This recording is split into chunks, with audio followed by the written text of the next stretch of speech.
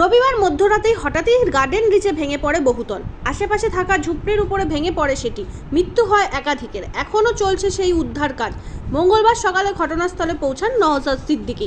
আহতর পরিবারের পাশাপাশি এলাকার মানুষের সঙ্গে কথা বলেন তিনি। অভিযোগ, ঘটনাস্থলে প্রথমে বাধা পেতে হয় বিধায়ককে, পরে পুলিশের তৎপরতায় ভিতরে ঢোকেন তিনি।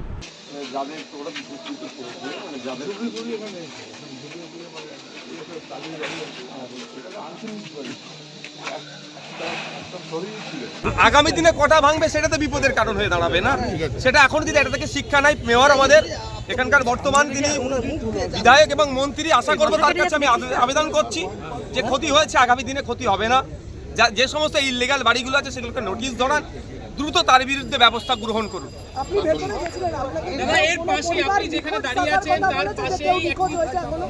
না, ওই ধরনের কোনো কথা আমাকে নিখোঁজের কথা এখনো কেউ জানায়নি, তবে বেশ কিছু তাদের তিক্ত অভিজ্ঞতার কথা শুনিয়েছে, সেগুলো আপনাদেরকে শোনালাম।